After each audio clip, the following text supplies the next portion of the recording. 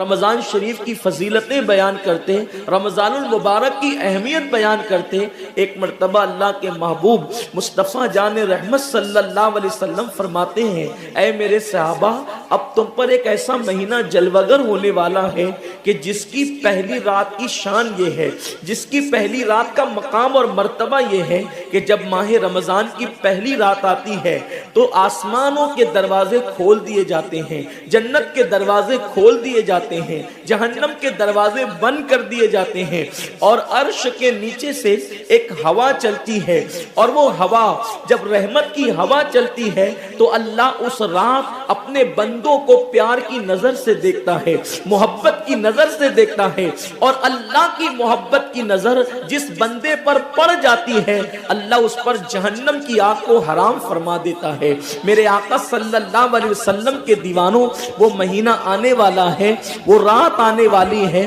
وہ شب آنے والی ہے جس رات اللہ اپنے بندوں کو محبت کی نظر سے دیکھے گا، پیار کی نظر سے دیکھے گا، الفت کی نظر سے دیکھے گا۔ میرے پیارے آقا صلی اللہ علیہ وسلم کے پیارے دیوانوں، آپ اندازہ کریں کتنا وہ مقدس بندہ ہے، وہ بندہ مقدر کا سکندر ہے جس کے وجود پر میرے اللہ کی نگاہ رحمت پڑ جائے، میرے کریم کی نگاہ رحمت پڑ جائے۔ ہم کس کس کی نگاہ کے طالب ہوتے ہیں، ہم کس کس کی توجہ کے طالب ہوتے ہیں؟ ہم سوچتے ہیں کہ پیر صاحب کی نگاہ پڑ جائے گی تو میرا بیڑا پار ہو جائے گا۔ یقیناً پیر صاحب کی نظر بڑی قیمتی ہے، دیوان شاہ بابا کی نظر پڑ جائے گی تو میری تقدیر بدل جائے گی۔ یقیناً اللہ کا ولی بڑی شان والا ہے، غوث پاک کی نظر پڑ جائے گی تو میرا بیڑا پار ہو جائے گا۔ اندازہ تو کریں جس پر اللہ کی نگاہ رحمت پڑ جائے، اور وہ رمضان شریف کی پہلی رات میں ہوتا ہے کہ اللہ اپنے بندوں کو پیار کی نظر سے دیکھتا ہے، اللہ اپنے بندوں کو محبت کی نظر سے دیکھتا ہے، اور خدا کی نگاہ رحمت جس پر پڑ گئی پھر اس کو جہنم کی آگ چھو نہیں سکتی، اس کو جہنم کی آگ جو ہے اس کو جلا نہیں سکتی۔ لیکن کتنے افسوس کی بات ہے، ماہ رمضان شریف کی ایسی برکت والی رحمتوں بھری رات آتی ہے، اور وہ پہلی رات آتی ہے، اور اس رات میں ہم کیا کر رہے ہوتے ہیں؟ اس رات میں ہمارا حال یہ ہوتا ہے کہ ہم ہوٹل پہ بیٹھ کر ٹائم پاس کر رہے ہوتے ہیں، اس وقت ہم گھروں کے اندر بیٹھے ہوتے ہیں اور وقت کو ضائع کر رہے ہوتے ہیں۔ اور اب تو حال یہ ہو گیا ہے کہ ساری چیزوں سے تعلق توڑ کر ہم نے سارے رشتے اپنے موبائل سے جوڑ لیے ہیں۔ اس وقت ہمارا سب سے قریبی رشتہ دار اگر کوئی ہے تو وہ اپنا موبائل ہے۔ یہ ہنسنے کی بات نہیں ہے، یہ بہت نقصان کی بات ہے۔ اس قدر قریبی رشتہ، ماں باپ سے بھی زیادہ قریبی رشتہ موبائل سے، باپ سے بھی قریبی رشتہ موبائل سے، بیوی سے بھی زیادہ قریبی رشتہ موبائل سے۔ آپ کہیں گے اتنا قریبی رشتے کی آپ بات کرتے ہیں؟ ہم کہتے ہیں جو جتنا قریبی رشتہ دار ہوتا ہے اس پر توجہ اتنی زیادہ ہوتی ہے، اس سے پیار اتنا زیادہ ہوتا ہے، اس کی طرف توجہ اتنی زیادہ ہوتی ہے، اس سے لگن اتنا زیادہ ہوتا ہے۔ ہماری آنکھ ابھی بستر پر کھلی نہیں ہوتی اور ہم سیدھا ہاتھ اٹھا کر کے آدھی آنکھیں بند ہوتی ہے اور آدھی آنکھیں کھلی ہوتی ہے، اور ہم پہلے اپنے موبائل کی طرف ہاتھ بڑھاتے ہیں، کسی کا میسج تو نہیں آیا۔ میرے پیارے آقا صلی اللہ علیہ وسلم کے پیارے دیوانوں، امی کے پاس بیٹھے ہیں پھر بھی موبائل، بیوی کے پاس بیٹھے ہیں پھر بھی موبائل، والد کے پاس بیٹھے ہیں پھر بھی موبائل۔ حد تو یہ ہے کہ مسجدوں کے اندر بیٹھے ہیں پھر بھی موبائل۔ یقیناً اگر کام کے میسیجز ہو اور اگر کام اور ضروری چیز ہو، ٹائم دیکھنا ہو تو آپ یقیناً موبائل کو ہاتھ میں لیں، موبائل کوئی بری چیز نہیں ہے۔ لیکن انسان کتنا ڈوب گیا، عبادت کا سارا وقت انسان اپنے موبائل پر ضائع کرتا ہے۔ وقت کی قلت، انسان بار بار شکایت کرتا ہے، وقت کی قلت دامنگیر ہے، ٹائم میرے پاس نہیں ہے، وقت میرے پاس نہیں ہے، میں بہت مصروف ہو گیا ہوں، میں بہت بیزی ہو گیا ہوں۔ لیکن اس کو دیکھو کہ رات کے 2-2 3-3 بجے تک کے آن لائن رہتا ہے بلا ضرورت۔ ضرورت ہے تو کوئی بات نہیں، بلا ضرورت۔ میرے آقا صلی اللہ علیہ وسلم کے دیوانوں، موت کی تلوار ہمارے سروں پہ لٹک رہی ہے اور ہمیں جلد سے جلد موت کی تیاری کرنا ہے۔ صوفیہ فرماتے ہیں جیسے سورج غروب ہونے والا ہوتا ہے تو کسان نظر سورج پر رکھتا ہے اور جلدی جلدی کام لٹانے کی کوشش کرتا ہے اس کو یاد ہے یہ بات، اس کے ذہن میں یہ بات کہ آج کا سورج غروب ہونے سے پہلے پہلے میں نے اپنے کام کو مکمل کر دینا ہے، تاکہ کل کا سورج طلوع ہونے کے بعد میں نے پھر بیج بو کر کے آگے کا کام کرنا ہے۔ میرے آقا صلی اللہ علیہ وسلم کے دیوانوں، وہ کسان اگر یہ سورج غروب ہوتے ہوتے مر گیا تو کل اس کا کام کوئی اور کر جائے گا، اس کا بیٹا بیج بوئے گا، اس کی بہو بیج بوئے گی، اس کی بیوی بیج بوئے گی، اس کے رشتہ دار بیج بوئیں گے۔ لیکن یاد رکھنا، اگر دنیا کے اندر ہماری زندگی کا سورج غروب ہو گیا تو پھر نیکیوں کا بیج ہماری جگہ کوئی نہیں بو سکتا۔ اللہ رب العزت نے کبھی ماہ رمضان کی شکل میں، کبھی شب برات کی شکل میں، کبھی شب قدر کی شکل میں، کبھی اللہ اکبر ماہ شعبان کی شکل میں، کبھی لیلۃ البراء کی شکل میں، کبھی شب معراج کی شکل میں، کبھی لیلۃ الجمعہ کی شکل میں یہ حسین قیمتی لمحات ہمیں اس لیے عطا فرمائے ہیں کہ میرے بندے اگر تو گناہوں کے اندر ڈوب گیا ہے، یہ مخصوص راتیں تجھے دے رہا ہوں، مخصوص دن تجھے دے رہا ہوں، ان راتوں میں میری عبادت کر لے، ان دنوں میں میری عبادت کر کے مجھے راضی کر لے تاکہ میں تیری مغفرت کر دوں۔ اور پھر رمضان شریف کی تو بات ہی جدا ہے۔ ماہ رمضان تمام مہینوں کا سردار ہے۔ میرے آقا مصطفیٰ کریم رؤوف الرحیم صلی اللہ علیہ وسلم فرماتے ہیں ماہ رمضان کو سارے مہینوں پر ایسی فضیلت ہے جیسے مجھ محمد کو تمام مخلوق پر فضیلت حاصل ہے۔ میرے آقا فرماتے ہیں ماہ رمضان شریف میں اگر تم ایک نیکی کرتے ہو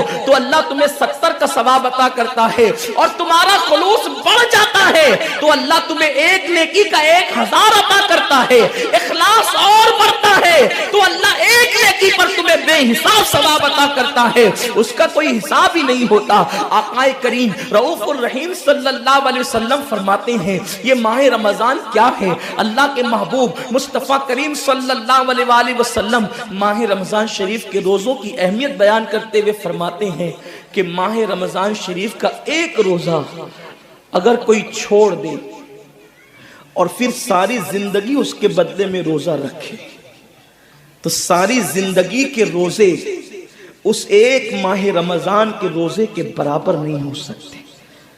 یہ ماہ رمضان شریف کے روزے کو فضیلت حاصل ہے، اور اللہ کے حبیب صلی اللہ علیہ وسلم فرماتے ہیں جو ماہ رمضان شریف میں عبادت کر کے اپنی بخشش نہیں کروا سکتا، اپنی مغفرت نہیں کروا سکتا، پھر اس کو کبھی موقع نہیں ملتا کہ وہ اپنی مغفرت کا سامان کرے۔ آقا کریم صلی اللہ علیہ وآلہ وسلم فرماتے ہیں کہ سال بھر تک ماہ رمضان شریف کے لیے جنت کو آراستہ کیا جاتا ہے، جنت کو سجایا جاتا ہے، جنت کو سنوارا جاتا ہے، اور آقا کریم صلی اللہ علیہ وسلم فرماتے ہیں بڑی بڑی آنکھ والی حوریں اللہ کی بارگاہ میں عرض کرتی ہے میرے کریم ہمیں ان کی دلہن بنانا جو ماہ رمضان شریف میں تیری عبادت کرتے ہیں، ہمیں ان کے نکاح میں دینا جو ماہ رمضان شریف کی راتوں کو جگ کر کے تجھے منانے کی کوشش کرتے ہیں۔ آقا کریم صلی اللہ علیہ وسلم فرماتے ہیں اگر کوئی بندہ ماہ رمضان میں زنا سے بچے، شراب سے بچے، جھوٹ سے بچے، کسی کو تہمت لگانے سے بچے، اور ماہ رمضان شریف کا احترام کرتے ہوئے گناہوں سے بچے تو اللہ تبارک و تعالی ہر رات کے بدلے، رمضان شریف کی ہر رات کے بدلے 100 حوروں کے ساتھ اس کا نکاح فرمائے گا۔ یعنی 30 راتیں ہیں تو 100 حوروں کے ساتھ اس کا نکاح ہوگا۔ اور آقا کریم صلی اللہ علیہ وسلم فرماتے ہیں ماہ رمضان شریف کا احترام جو کرے اور احترام ماہ رمضان میں جو لغویات اور خرافات کو ترک کر دے، جو گناہوں کو چھوڑ دے، زنا کو، شراب کو، جھوٹ کو، بہتان تراشی کو چھوڑ دے، آقا فرماتے ہیں اس رمضان شریف کا احترام کرنے والے کے لیے اللہ نے جنت میں ایک ایسا محل بنایا ہے۔ اس محل کا حال یہ ہے کہ دنیا کے سارے اولین اور آخرین یعنی آدم سے لے کر آخری آنے والے تک انسان تک اگر سارے اس محل کے اندر داخل ہو جائے تو بھی اس محل کی اتنی ہی جگہ وہ لیں گے جتنی کی بکرے کی ران آپ کسی مکان کے اندر رکھتے ہیں، تو بکرے کی ران کتنی جگہ گھیرتی ہے؟ بس تمام اولین اور آخرین आखिरीन उस महल के अंदर इतनी ही जगह घेरेंगे, यानी वो महल इतना बड़ा अल्लाह ने बनाया है और वो महल सिर्फ उनके लिए है जो माह रमजान के एहतराम में गुनाहों को तर्क कर देते हैं, गुनाहों को छोड़ देते हैं। मेरे आका सल्लल्लाहु अलैहि वसल्लम के प्यारे दीवानों, लेकिन अफसोस हम और दिनों की तरह माह रमजान शरीफ की रातों को ज़ाय कर देते। ताजिरों का सीजन आता है तो ताजिर पहले से तैयारी करते हैं कि इस सीजन के अंदर मैंने मालदार बनना है, इतना माल मैंने कमाना है कि फिर मैंने सारे साल घर में बैठ करके खाना है। टेलर लोग तैयारी करते हैं, ईद के मौके पे इतनी मेहनत करेंगे रात दिन कि साल भर अगर कोई कस्टमर ना भी आए तो वो घर बैठ के आराम से खा सके। कपड़े वाले सोचते हैं कि सीजन आएगा, जो भी सीजन उनका आता है, इतना कमाएंगे कि साल भर बैठ के खाएंगे। लोगों, जैसे कपड़ों का सीजन आता है, टेलरों का सीजन आता है, फलों का सीजन आता है, एक सीजन नेकियों का भी आता है, एक सीजन मगफिरत का भी आता है, एक सीजन जन्नती बनने का भी आता है, एक सीजन अल्लाह को राजी करने का भी आता है। अरे ये क्या कम है। मेरे रसूल सच्चे नबी सादिक व मज़दूक नबी ने फरमाया, माह रमज़ान की हर रात अल्लाह पहले आसमान पे तजल्ली करता है और अल्लाह अपने बंदे से पुकार पुकार कर गुरूब आफ्ताब से लेकर सुबह सादिक तुलू होने तक कहता है, मेरे बंदे अगर तू गुनहगार है तो मुझसे माफ़ी तलब कर ताकि मैं तेरी मगफिरत कर दूं, मैं तुझे जन्नत का परवाना अता कर दूं। अगर तू गरीब है तो मुझसे दौलत मांग ताकि मैं तुझे दौलत अता कर दूं। अगर तू नेमत से महरूम है तो नेमत मांग ताकि मैं तुझे नेमत अता कर दूं। यही वजह तो है हजरात सहाबा किराम जब रमजान शरीफ आता तो वो ऐसे तैयारियां करते थे जैसे हम अपने घरों की शादियों की तैयारी करते हैं। सहाबा इतने मसरूफ हो जाते रमजान शरीफ की तैयारियों में। और कैसी तैयारी करते, हम भी रमजान शरीफ की तैयारी करते हैं। हमारी तैयारी क्या है, सहरी में तुर्री के मसाले को चाहिए, सहरी के अंदर ये चाहिए, सहरी में वो चाहिए, इफ्तार में ये चाहिए, इफ्तार में वो चाहिए। मुझे इससे कोई जो है वो शिकवा नहीं, मेरे आका ने इससे मना नहीं किया।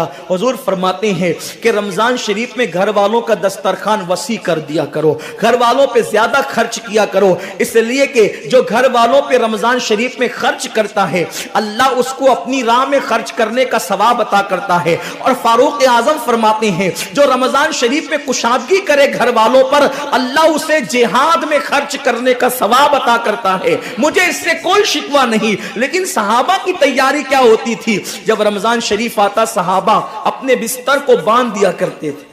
रमजान शरीफ आता तो सहाबा बिस्तर को बांध देते थे। क्यों बांध देते थे बिस्तर को? इसलिए कि अब सोना नहीं है, सोने की रातें 11 महीने की रातें हैं।